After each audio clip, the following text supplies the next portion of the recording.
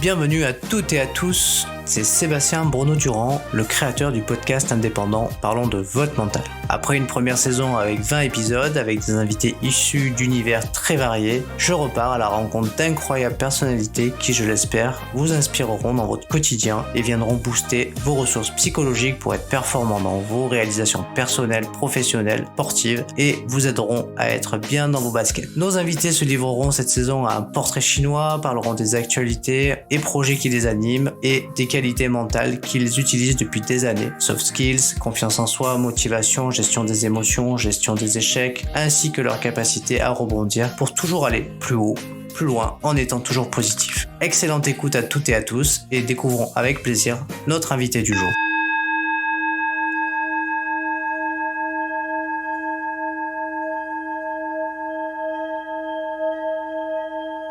Bienvenue à toutes et à toutes. Ce soir, je me transporte dans les Pyrénées où je suis allé à la rencontre de Nawel, un ultra-trailer et un organisateur d'ultra-trail extrême.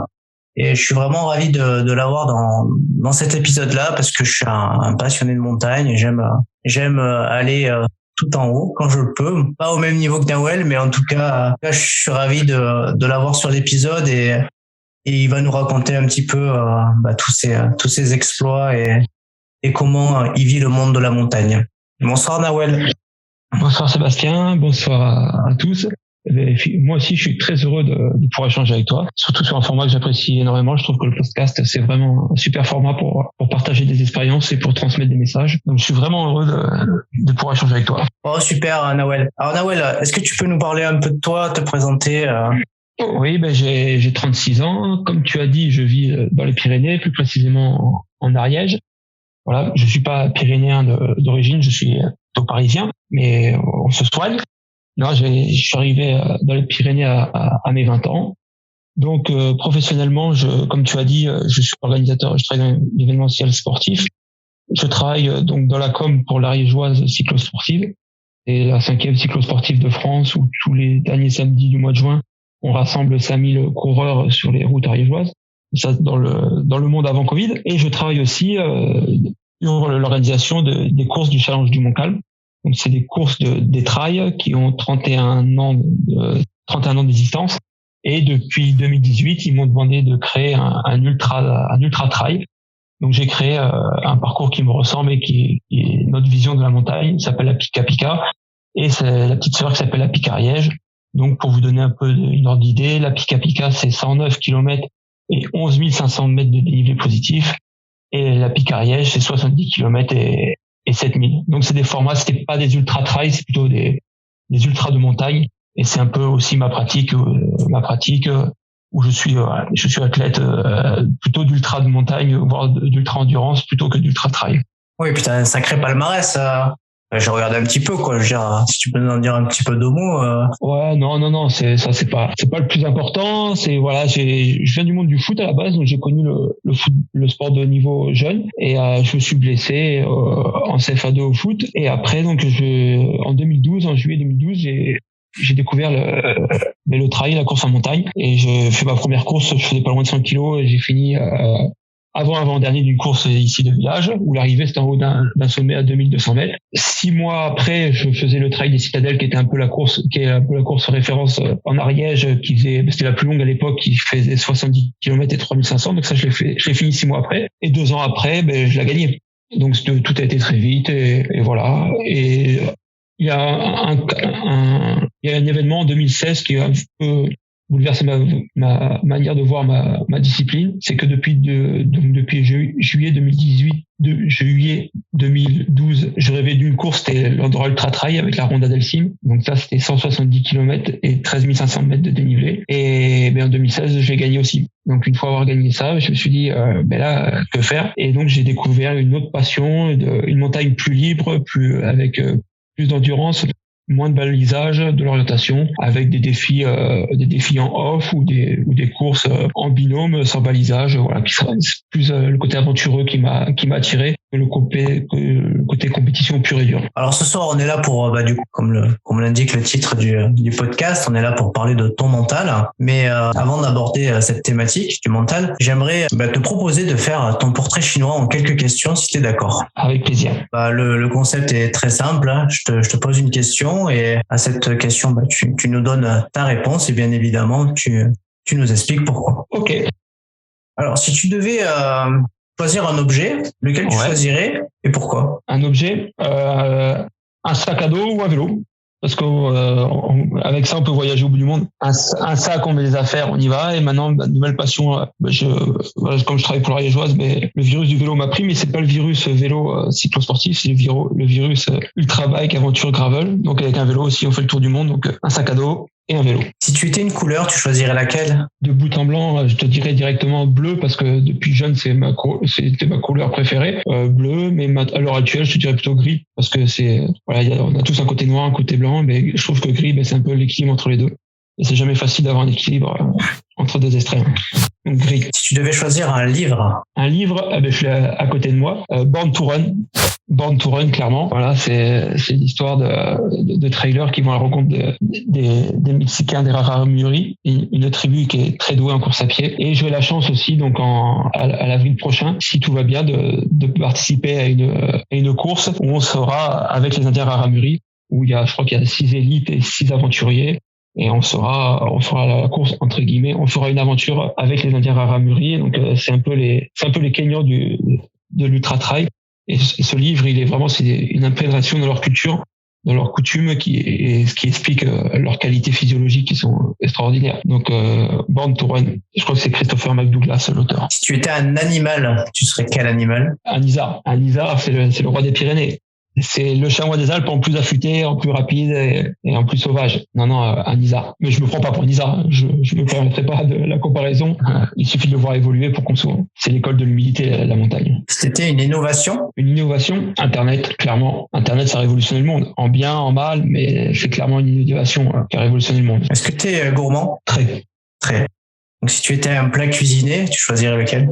La pasta, parce qu'on est quand même dans un podcast sportif, ou la raclette. C'est pas trop cuisiné, mais c'est tellement bon. Et si c'était une pâtisserie? Ah ouf. Alors là, j'en ai quelques-unes. Donc, je vais faire un trio. Le flan parisien. Ça, c'est Madeleine de Proust. Donc, flan parisien, gâteau basque et cheesecake. Que du light, quoi. Eh ouais, que du light, comme tu dis. Alors, si tu devais choisir un moment de la journée? Le lever du jour en montagne. C'est magique. Le lever du jour et le coucher de soleil. Le lever du jour, c'est magique en montagne. Déjà, ça veut dire, si on le voit en montagne, c'est qu'on a passé du temps dehors la nuit en montagne et c'est toujours très appréciable. Et c'est un peu paradoxal parce que c'est des moments où, en ultra, sur plusieurs jours, où j'ai souvent des coups de fatigue au lever du jour. Mais voilà, c'est tellement beau, quand il rayonne le soleil. Et après, voilà, c'est vraiment un moment que j'apprécie énormément. Tu étais un art. Un art. Alors, j'ai pas un côté artiste très développé, mais la musique depuis tout jeune a une place importante dans ma vie. J'écoute de tout depuis tout le temps. Donc, j'essaie de le transmettre à mes enfants. Et je pense que la musique, c'est vraiment l'art que je préfère le plus et sur lequel je suis le plus sensible. Parce que clairement, souvent, l'art, c'est par rapport à une base de données, une base de jugement collective. Mais donc, je pourrais pas apprécier une peinture à sa juste valeur, mais la musique, j'arrive à apprécier la musique comme avec mes qualités, que j'arrive vraiment à me faire plaisir en écoutant la musique que j'écoute tout le temps, quoi. Si tu étais une qualité? Une qualité, si j'étais une qualité difficile, la modestie ou la générosité. Pourquoi la modestie? Parce que je pense que c'est le moteur de toute chose et c'est important. Et la générosité parce que dans le monde actuel, ça fait pas de mal, quoi. Où on devient de plus en plus individualiste. Mais je pense que c'est la générosité, même avant la modestie, parce que le monde en a besoin. Si tu étais un fait historique maintenant? Un fait historique, si j'étais un fait historique, il y en a tellement. Faut pas oublier qu'il faut pas avoir la mémoire courte, faut pas oublier les sombres années, mais on va être plus léger, on va être plus léger, on va rester dans le domaine du sport, je dirais la Coupe du Monde 98. Ah, génial, un super moment ça. Ah oui, ça c'est clair, ça c'est un super moment. J'étais jeune, hein, mais je me rappelle, c'est gravé à jamais dans ma mémoire. Ouais, moi je m'en souviens encore. Ouais, c'est vrai que c'est un moment magique pour le football français. Ouais, même plus pour le pays, je pense. Là, on dépasse le cadre du football. Pour le pays, je pense que c'était un moment magique. Si tu étais un mot? Si j'étais un mot, Liberté parce que c'est trop important. La liberté, surtout à l'époque actuelle. La liberté, c'est d'avoir le choix, de pouvoir choisir. À l'heure actuelle, c'est pas donné à tout le monde. Surtout que faut pas. Nous, on est des privilégiés, on vit dans un monde de privilégiés. Mais la liberté, il y en a de moins en moins. Et Et c'est vraiment aussi dans ma pratique de la montagne. Et ce qui me guide toujours, c'est cette liberté. C'est le plus grand des luxes. La liberté et la richesse des gens de là-haut, c'est vraiment la liberté. Si tu devais choisir une saison? L'été, parce que je pratique la montagne, pas exclusivement l'été, mais vraiment beaucoup l'été. Je pratique pas encore le ski de rando, mais ça va venir. Mais vraiment, les longues journées d'été en montagne, c'est vraiment... et en plus, j'aime la chaleur, que ce soit dans ma pratique sportive ou au quotidien. Donc, vraiment l'été. Bon, et puis, une petite dernière. Hein. Si tu devais choisir un légume, choisir lequel? La carotte, parce que ça rend aimable. Je rigole. Des fois, j'en ai besoin. Non, la carotte, parce que parce que j'aime aussi le carotte cake, qui est en 4e place dans mes pâtisseries. Mais les carottes, parce que j'adore la carotte, j'en mange pas mal. Et puis c'est cool la carotte. Est-ce qu'il faut manger beaucoup de carottes pour faire des trails ou pour être performant ou... Ah, il faut en manger, mais le problème, c'est qu'après, faut pas en manger trop, quoi. Faut pas manger que ça. Ok. Bon, maintenant qu'on te connaît un petit peu mieux sous l'angle de ce portrait chinois, écoute, on va aborder la thématique pour laquelle on est là ce soir, c'est-à-dire parler de mental. Qu'est-ce qui t'inspire ton parcours à ce jour? Qu'est-ce qui m'inspire? J'ai un peu parlé de mon parcours, mais en fait, je suis un petit enfant qui a grandi en région parisienne, qui est parti après à l'entrée de la Beauce, qui a voulu faire sa première passion qui était le football son métier. Malheureusement, j'ai pas réussi, j'ai échoué aux portes du professionnalisme, mais ça, je sais pourquoi, parce que j'ai fait des erreurs, mais ça, y a pas de souci. Donc, j'ai découvert l'Ariège et on se rend compte que un petit gars de la région parisienne, il a gagné la course de montagne la plus réputée, donc qui était la Ronda del Sierra, et qui s'est imprégné d'un nouveau territoire. Donc ça, c'est pas une fierté, mais j'ai toujours apprécié apprendre vite. J'ai toujours aimé apprendre vite. Donc c'est pas trop mal pour un petit mec de Paris d'avoir fait tout ça, mais j'en tire aucune gloire. Je sauve pas des vies au quotidien, voilà. Mais depuis tout jeune, j'étais animé par le fait de faire de ma vie, de mon travail, une passion. Et donc ça n'a pas pu se faire dans le monde du foot. Et maintenant ça se fait dans le monde du trail et du vélo. Donc Donc c'est bien d'avoir réussi à faire quelque chose dans ce sens-là, parce que la passion, c'est important. De quoi tu es le plus satisfait? Bon, après, je suis pas du genre à m'auto satisfaire, loin de là, mais d'avoir pu réaliser quelques rêves, d'avoir pu réaliser quelques défis, de toujours la satisfaction elle peut être quotidienne, avec tous les défis de la vie, et voilà. Mais après, j'ai un trait de caractère aussi, on va peut-être en parler après, mais je suis un éternel insatisfait. Donc voilà. La Ronda del Sim, c'est vraiment quelque chose qui m'avait fait vibrer. Et après, les Euphoria, c'est quelque chose que je m'étais vraiment préparé pour et que j'ai réussi. Mais j'ai réussi parce que ce jour-là, il y avait pas Kylian Jornet. C'est juste, c'est une échelle de valeur. La compétition, ça m'a jamais attiré plus que ça. Je suis très compétitif face à moi-même, mais par rapport aux autres, mais voilà, se donner des objectifs, se sacrifier beaucoup de choses pour les réussir. Et une fois qu'on les a réussis, c'est quand même une belle satisfaction. Le problème, c'est qu'une fois qu'on a réalisé ses rêves, il faut en trouver d'autres. On en trouve d'autres. Bah oui, parce qu'une fois qu'on a fini une course, il faut en préparer une autre. Parce que je pense que ça doit donner une sacrée adrénaline d'arriver à, quand on a terminé, mais moi, une fois que c'est fini, ça redescend, mais je pense qu'on doit avoir envie d'y retourner, quoi. Dès le lendemain. Le jour même, n'importe quel coureur va dire plus jamais. Dès le lendemain, il va regarder le calendrier et dire je fais laquelle maintenant? C'est quoi le prochain défi? C'est quoi la prochaine étape? C'est ça qui est beau dans ce sport-là. Mais voilà, moi, ce qui m'a fait du mal, c'est que j'ai vraiment été habité par une course que je pensais ne pas pouvoir gagner. L'année d'avant, j'avais fini 3e, il m'avait réinvité. Je dis mais j'ai tout à perdre, quoi. Je ferai jamais mieux que 3e. Et quand tu la gagnes, après voilà. Donc la compétition, le trail par lui-même, je suis vite orienté et vite mis à rêver de projets où il n'y avait pas de dossard, où il y avait plus des aventures que des dossards, quoi. Donc en fait, tu te définirais plutôt comme un aventurier, alors. Ouais, je suis plus dans cette mouvance-là maintenant. Plus dans cette mouvance-là, Tu vois, quand je vois les états d'esprit de gens, quand ils parlent de trail, ils te parlent de guerre, waouh. Pour moi, le trail, ça n'a jamais été la guerre, quoi. Au contraire, les mecs sont là pour t'aider à te surpasser. Mais moi, j'ai eu la chance de gagner des courses, mais il y a eu des courses où j'ai préféré gagner à 2 plutôt que courir tout seul. Les mecs avec qui j'ai fini, c'est-à-dire avec Sébastien Buffard, des grands noms du trail, ou avec Arnaud Lejeune aux Aravis, il me dit mais pourquoi je dis parce que moi je préfère finir à 2, on partage quelque chose, que courir comme un poulet sans tête tout seul là pour essayer de battre un record.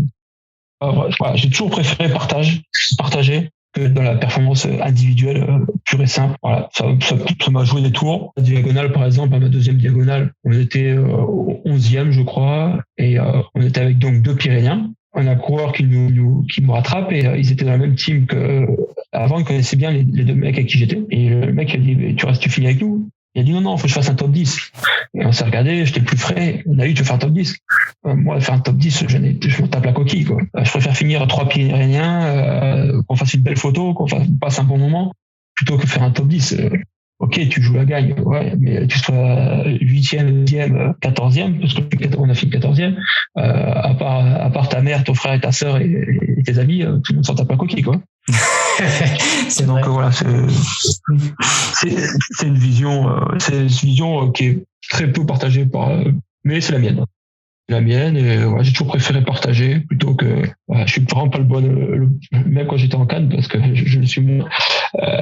Même si les records, c'est pas pour moi, quoi.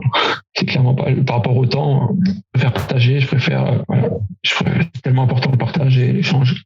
Donc voilà, c'est ma vision.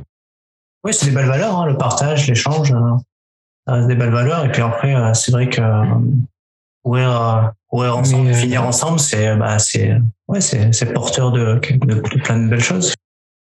Quand je suis arrivé dans le monde du trail par rapport au monde du foot, parce que le monde du foot, je me suis laissé en 2010, et après j'ai coaché au niveau les jeunes, en 17 nationaux, en 14 du 15 élite. Et en fait, ce que je dis, c'est que je suis arrivé du sport collectif le plus individuel possible, le foot, au sport individuel le plus collectif, le trail. Enfin, l'ultra trail, parce que le trail, maintenant, ça change aussi. Il y a de plus en plus de comportements individualistes. Donc, l'esprit trail, ça fait longtemps qu'il est un peu en PLS. Mais franchement, quand j'ai arrivé dans le monde du trail, ça m'a fait un bien fou, parce que c'est un sport individuel, mais c'est tellement collectif, et c'est tellement des valeurs de solidarité. Mais après, je pense que c'est l'effort physique qui crée ces valeurs-là, et la montagne. Parce que à partir du moment où on est dans un univers un peu hostile, que ce soit au niveau physiologique ou au niveau terrain, mais de suite, l'être humain, il devient solidaire. Si je te dis rendre possible l'impossible, est-ce que ça te fait écho? Clairement, mais il faut se donner les moyens. C'est énormément de sacrifices. Parce que dans la vie, il n'y a pas de hasard. Et tout ce qu'on a, il faut aller le chercher. Donc, il faut vraiment s'en donner les moyens. Et pour ça, il faut être animé de passion, de détermination. Mais il faut pas se donner de limites, parce que les limites, c'est celles qu'on se donne, c'est celles que la société nous donne, parce qu'il y a un point sociétal qui est vachement important. Et celle aussi de nos emplois du temps, de nos vies de famille, mais pas se donner de limites. Et on croit vraiment en quelque chose, on croit en soi et on se donne les moyens d'objectifs qui nous semblent pas à notre portée, mais qui peuvent l'être. Et avec tout ça, on peut réussir à les réussir. Alors on va aborder la partie mentale. C'est quoi le mental pour toi? Comment tu le définirais? Moi, je le définirais, c'est la capacité d'une personne à surmonter les difficultés, à trouver des ressources pour passer outre les défaillances et pouvoir continuer à avancer malgré toutes les difficultés. Alors, est-ce que toi, tu as une préparation mentale quand t'es en phase préparatoire pour un ultra trail ou pour un autre défi? Pas du tout. Non, du tout. Déjà, j'ai pas de préparation physique. Déjà parce que moi en fait j'ai toujours fait ça par pur plaisir. Je me suis tapé assez de séances de fractionné quand j'étais jeune au foot. Donc à partir du moment où j'ai fait du trail, je me suis dit tu vas faire ta sauce toi-même. Parce que j'ai un BE1 foot, mais voilà. Et donc j'avais une base de préparation physique avec l'expérience que j'avais aussi, mais je voulais pas faire de fractionné, Donc j'ai toujours jamais fait de fractionné, j'ai toujours couru à ma guise parce que et comme ça si je me trompais, c'était de ma faute. Donc l'aspect mental, c'est quelque chose que j'ai pas du tout travaillé. J'avais eu une expérience dans le monde du foot d'un préparateur mental, voilà. Mais c'est pas quelque chose sur lequel j'étais pas des optiques de performance pure, comme l'aspect l'aspect physiologique, mais j'avais pas de coach ou j'avais pas de préparation spécifique. Je faisais un peu sur les acquis. Et parce que quand tu es imprégné du sport de haut niveau depuis mes 13 ans, tu as beaucoup de ressorts psychologiques qui se mettent en marche tout seul, quoi. Et des ressorts physiologiques, comme t'allais dire aussi, quoi. Ouais, clairement, et physiologique aussi. C'est l'absus révélateur. Mais c'est vraiment ça, quoi. C'est que moi, depuis que j'ai 13 ans, mon corps a l'habitude de faire du sport tous les jours, quoi. Donc ça, il l'a imprégné. Et après, depuis que j'ai 16 ans, le sport de haut niveau m'a appris à être sous pression. Donc, surtout que j'étais gardien de but. Et donc, c'est un rôle où il y a énormément de pression. Donc, depuis très jeune, voilà, j'ai grandi dans ce contexte. Est-ce que selon toi, pour le mental, il faut être enthousiaste? Je pense que c'est une partie de l'équation, sachant que voilà, je suis quelqu'un où des fois je suis pas tout le temps enthousiaste, mais oui, ça fait partie de l'équation parce que à un moment donné, franchir des seuils mentaux, à un moment donné, s'il y a pas d'enthousiasme derrière tout ça, tu les franchis pas, quoi. Parce que des fois, ça se joue tellement à rien. Pourquoi, quand tous les voyants te disent d'arrêter, pourquoi continuer? C'est qu'à un moment donné, il y a une étincelle en toi qui fait, et ça, je pense que l'enthousiasme, il joue. Parce que, ce que j'ai oublié de dire dans la présentation aussi, je fais vraiment des courses très, très longues. Et en fait, c'est peut-être une fierté, mais je reviens en arrière par rapport à la fierté. C'est peut-être une des fiertés, c'est que j'ai jamais abandonné en ultra. J'ai jamais abandonné. Et je prends un dossard, je le ramène à l'arrivée. Et j'ai eu des expériences, vraiment difficiles au Tour de Géant. Clairement, au bout de 50 km, j'étais bien, je commençais à avoir des signaux, mais j'étais deuxième ou troisième, voilà, j'étais dans le groupe de tête. Et au bout du 80e kilomètre, j'avais tendinite qui s'est mise. Un TFL, 2 TFL, et j'ai fini. Donc, il me restait 240 kilomètres pour dire, je rends pas mon dossard, quoi. Donc, voilà. Et après, là, c'était pour la première fois de ma vie, j'ai eu, mais parce que dans le mental aussi, c'est savoir identifier ses failles. Et là, j'ai eu un moment donné, au col, j'ai appelé ma femme, je dis, là, je crois que il me reste 240 kilomètres juste pour dire, je vais pas abandonner. Là, ça va être compliqué, quoi. Là, ça va être vraiment compliqué. Et elle m'a dit, non, mais qu'est-ce que tu me racontes? Compliqué, hein? Un pas après l'autre et en avant Guingamp. Elle m'a dit, t'as dit quoi? Faut que tu finisses. On va mettre entre 75 et 80 heures. J'en ai mis 110. Mais j'ai pas abandonné. Au prix de douleurs atroces, au prix de, après, pendant 6 mois, de pas pouvoir faire plus de 1500 mètres de dénivelé, avoir les 2 TFL complètement à l'année. Mais c'est ça aussi, après aussi, dans les stades mentaux, c'est aussi qu'est-ce que tu es prêt à engager pour franchir les paliers aussi. Donc, je pense que l'enthousiasme, pour revenir à ta question, l'enthousiasme est un vrai facteur qui permet de faire dans le bon côté de la force. Alors, on va parler un peu de ta confiance en toi. Comment elle s'est construite, ta confiance? Pas facile parce que j'ai une très bonne éducation. On m'a jamais mis en avant, on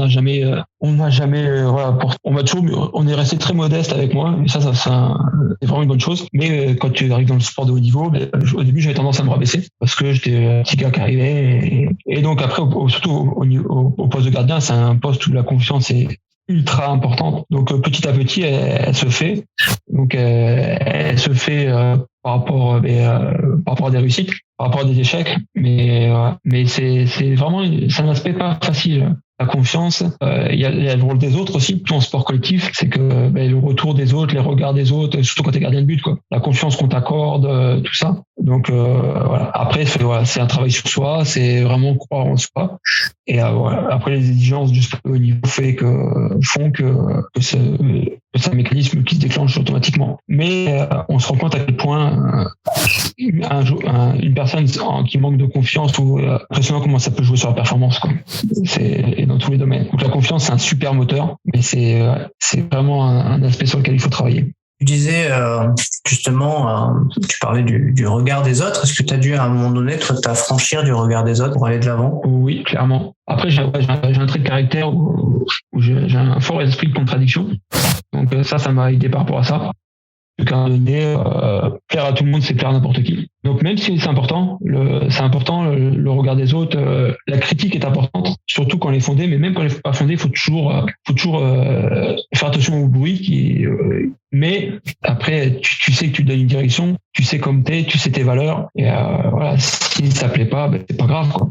Il faut avancer. Sinon, voilà, comme j'ai dit, plaire à tout le monde, c'est plaire à n'importe qui et t'avances pas. Donc, je suis loin d'avoir que des amis, loin que ma vision des choses fasse l'unanimité, mais c'est la mienne et c'est mes valeurs, celles en lesquelles je crois, c'est celles qui me font avancer. Donc il faut pas changer quoi. Il faut pas changer pour plaire aux autres ou pour plaire à la société quoi.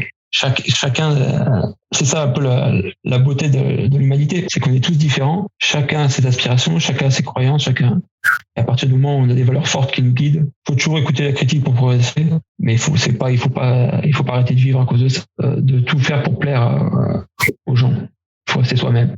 Je pense que c'est très important.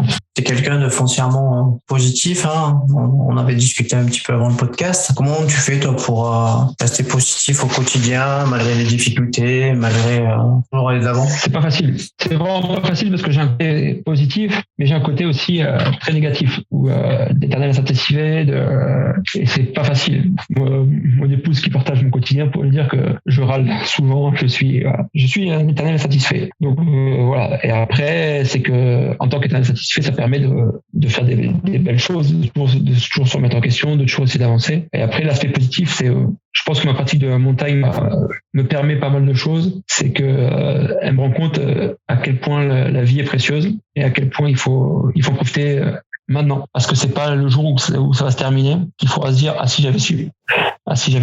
Non, c'est la société actuelle, elle est tellement aseptisée que les gens, ils veulent tous vivre le plus longtemps possible. Moi, vivre le plus longtemps possible, ça me fait pas rêver. Par contre, avoir une vie et vivre pleinement une vie, ça me fait rêver. Et la pratique de la montagne nous rappelle à tout moment qu'elle peut se terminer. Et c'est pour ça qu'elle est précieuse. Et c'est pour ça que il faut rester positif et savoir identifier chaque moment de bonheur. Parce que souvent, le bonheur, c'est rétroactif. Et j'essaie d'identifier chaque petit moment de bonheur et d'essayer d'en profiter. Même si ce qui est difficile dans ma pratique, c'est que avec le nombre d'heures que je pratique, même si j'ai dû réduire à cause de ma nouvelle carrière professionnelle, c'est qu'avec le nombre d'heures qu'on pratique, c'est que on en a besoin. On a besoin de passer tous ces week-ends en famille, c'est pas possible. Moi, j'aime ma famille plus que tout, mais j'ai besoin de passer mes week-ends en montagne, quoi. Donc, et là, on revient à l'aspect sociétal, à la pression sociétale et mais c'est bizarre, mais moi, aller passer mes samedis après-midi avec mes enfants au supermarché ou regarder des dessins animés, ou je préfère leur accorder du temps de qualitatif plutôt que quantitatif, parce que j'ai cet appel de la montagne, cet appel d'endurance, et après c'est clairement une addiction, hein. Faut pas aller la face. Une addiction positive dans la société, mais c'est une addiction, et donc même si j'en fais moins, et ça m'arrive que des fois je suis chez moi et ça me manque, quoi. Donc c'est pas facile de rester toujours positif. On va parler de motivation. Est-ce que tu as des trucs pour te motiver? Je pense que déjà c'est la cohérence du fait, déjà. Intrinsèquement, si tu fais quelque chose qui te fait rêver et quelque chose dans lequel tu crois et qui t'anime, la motivation va venir de suite. Quand je suis revenu dans le foot amateur, donc de mes 21 ans à mes 26 ans, j'ai continué à jouer parce que c'était favorable. Mais je me demandais qu'est-ce que je foutais là, quoi, sur le terrain. Donc je jouais parce que on m'avait trouvé un job, parce que ça me rendait les fins de mois, mais la motivation était vraiment pas crête parce que ce que je faisais ça m'intéressait pas, quoi. Et c'est pour ça que dès que je me suis blessé, je suis orienté vers autre chose. Je pense que la motivation va de pair avec la cohérence de pourquoi on fait et qu'est-ce qui nous anime. Est-ce que tu penses qu'il faut avoir un plan pour réussir? Je pense que pour avoir une performance optimale, oui. Si tu veux vraiment performer au plus haut niveau international, je pense que c'est important.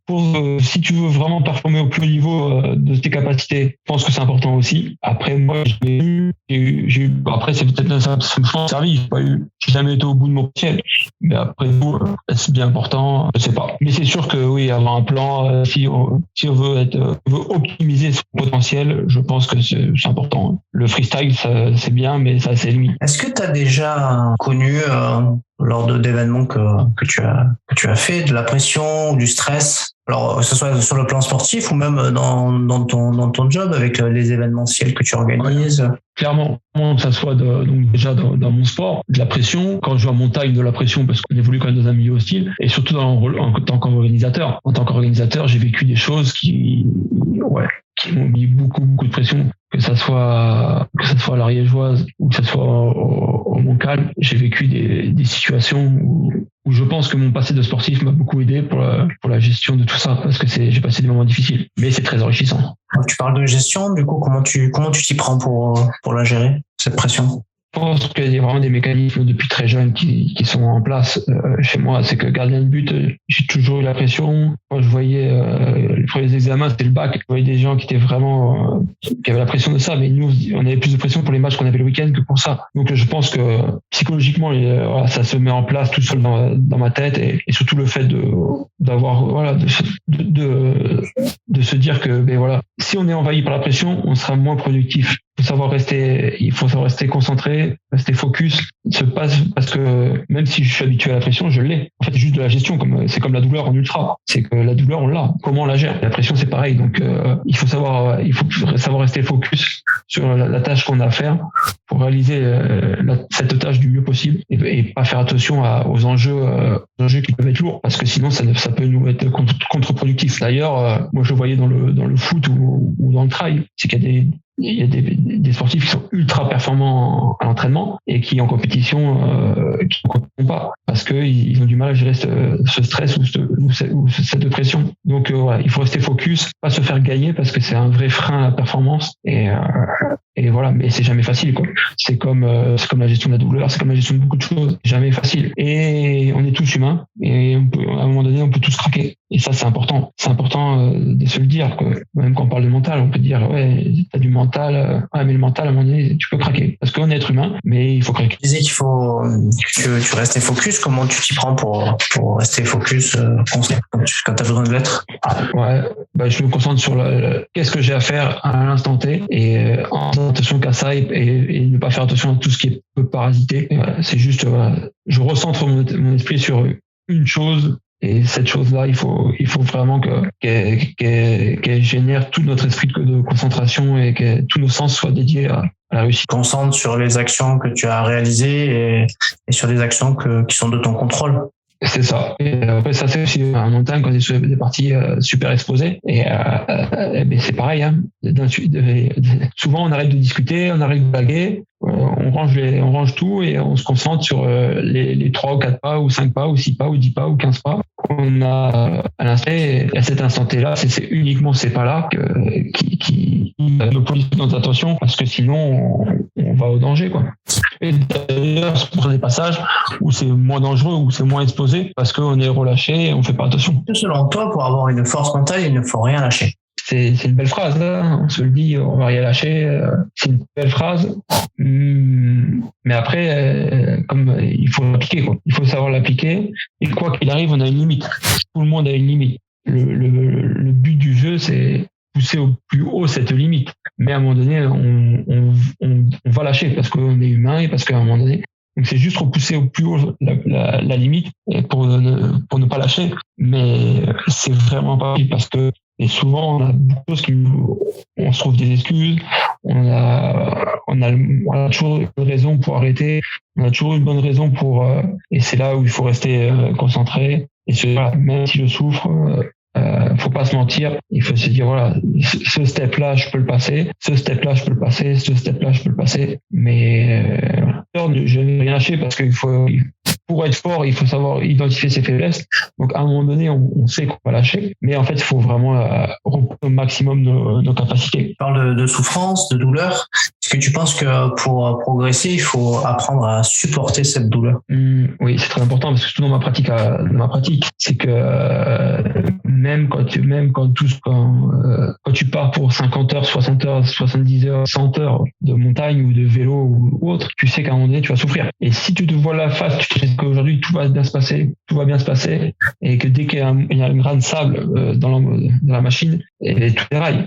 En fait, moi, ma pratique, c'est de savoir gérer les défaillances, parce que quoi qu'il arrive, la douleur fait partie du jeu, et c'est ça qui te fait. Si tu te dis non, c'est mal, au contraire, la douleur elle arrive, voilà, c'est un signe de ton corps, mais c'est physiologique, c'est normal. Il faut savoir s'y adapter, savoir vivre avec, cohabiter avec la douleur. Et en plus, ce qui est magnifique avec la douleur, c'est que quand tu as une douleur quelque part, quand tu t'en fais un autre endroit porte, tu oublies la première. Donc non, mais c'est clairement notre sport d'ultra-endurance, c'est vraiment une gestion des défaillances, une gestion des douleurs. Et c'est sûr qu'à un moment donné, si on veut franchir des caps, on est obligé de savoir repousser cette douleur. On arrive sur la fin du podcast. Je pense qu'il y a quand même beaucoup de jeunes, les moins jeunes, en tout cas certainement des passionnés de montagne, des passionnés de trail.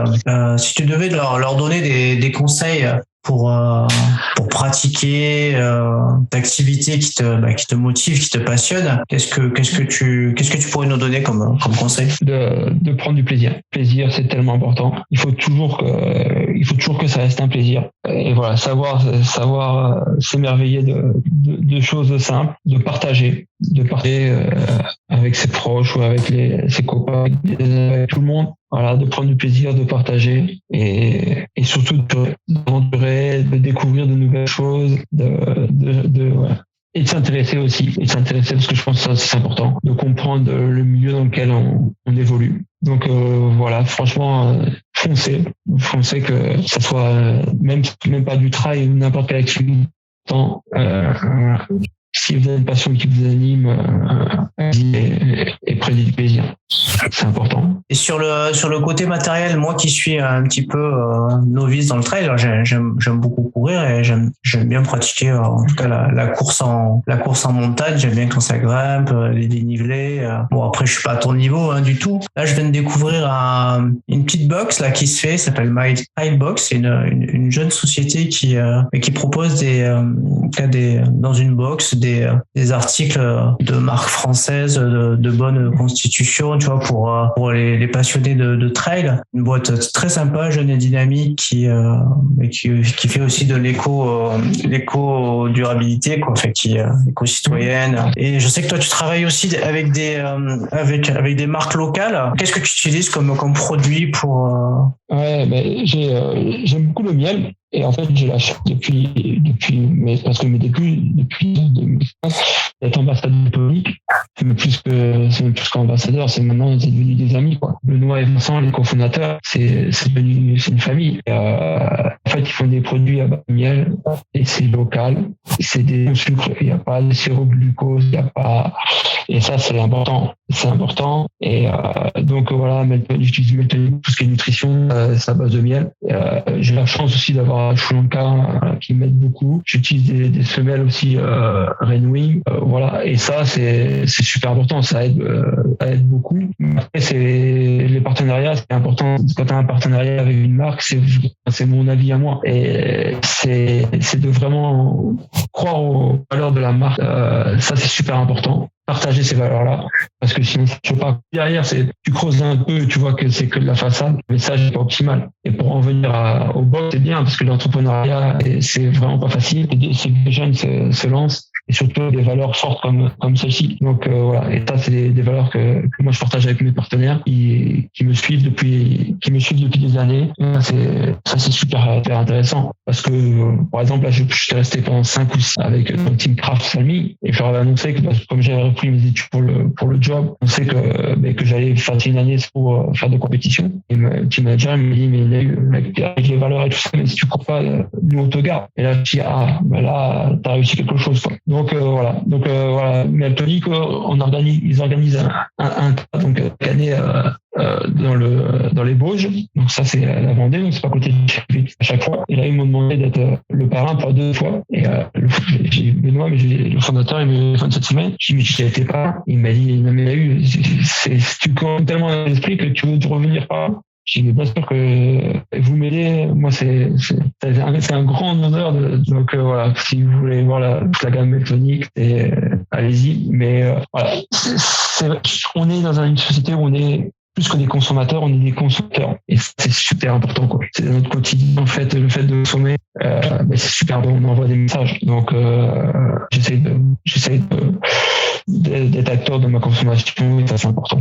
Oui, c'est important. Et puis en plus, dans tous les sports de montagne, il faut quand même des bons équipements pour voilà, tu peux pas partir en tongs pour faire même 5 km dans la montagne, quoi. Donc il faut être bien équipé. C'est vital. C'est pour ça que j'aime énormément la montagne. C'est que la montagne elle fait pas de cadeau. Et là, l'équipement, il est trop important. C'est que tu vois, les courses comme l'UTMB, ils demandent des vestes imperméables à 10 000 Frenberg. C'est l'unité de mesure de l'imperméabilité. Mais moi, mon ancien partenaire, il me fournissait une veste en 10 000. Mais jamais je pars en montagne avec une veste imperméable à 10 000. Une veste imperméable à 3 000 s'il fait beau, ou si on est conditions de 28. Parce que je connais trop la montagne pour savoir à quel point elle peut être redoutable. Et c'est pour ça que je l'aime tant. C'est que par rapport à une société où il y a beaucoup de fausses blancs, il y a beaucoup de... Là, la montagne, montagne, il n'y a pas de faux semblant. Elle te prend comme t'es. Et ça, c'est aussi énormément. Mais pour ça, il faut avoir le matériel adéquat. Ça a un prix.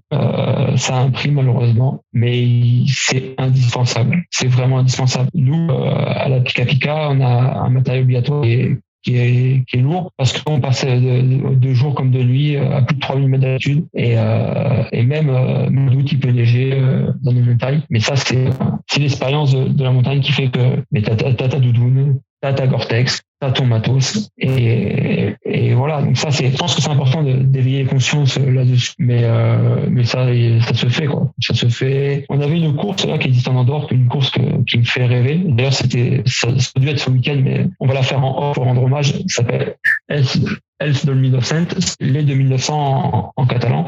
Et en fait, on partait de refuge en Espagne à minuit et on fait les 7 pics à plus de 1900 mètres de l'Andorre en balisage. On passait où on voulait, libre. Et le seul matériel obligatoire qu'il y avait, c'était les 50 km. Aucun matériel obligatoire. Au bout de 50 km, juste le baudrier et le casque. Et là, c'était 25 litres de 2. Et là, même si c'est aucun matériel obligatoire, il y avait que des montagnards. On avait tous nos doudounes, nos Gore-Tex, on avait tous nos pantalons, on avait tous. Mais pour ceux qui découvrent la montagne, il y a quelque chose à acheter. C'est vraiment une veste imperméable à 23 000, 28 000 Schmelberg et pas au marketing, mais vraiment prendre de la qualité là-dessus. Ok, bah écoute, pour finir, est-ce que tu aurais une citation à nous donner pour clôturer ce podcast? Oui, une citation que j'aime beaucoup me répéter, dans laquelle je me retrouve beaucoup. En fait, elle est en deux parties. C'est une citation de Victor Hugo. Et en fait, c'est une première partie. Après, j'ai enlevé un peu de texte. Et c'est la seconde. Qui vivent, ce sont ceux qui luttent car le plus lourd fardeau, c'est sans vivre.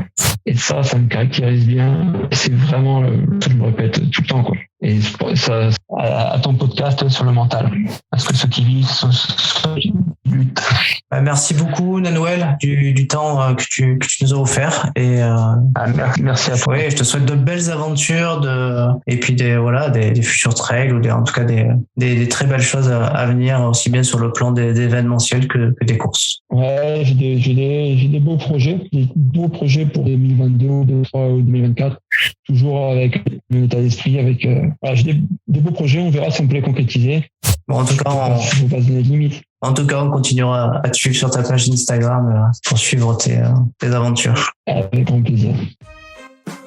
C'était Nawel Passera, coureur et organisateur d'Ultra Trail Extrême, pour l'épisode 6 du podcast Parlons de votre mental. J'espère que notre invité du jour vous aura inspiré. Je vous donne rendez-vous la semaine prochaine où nous prendrons la direction de l'Île-de-France pour aller rencontrer un chef d'entreprise. Alors je vous dis à la semaine prochaine.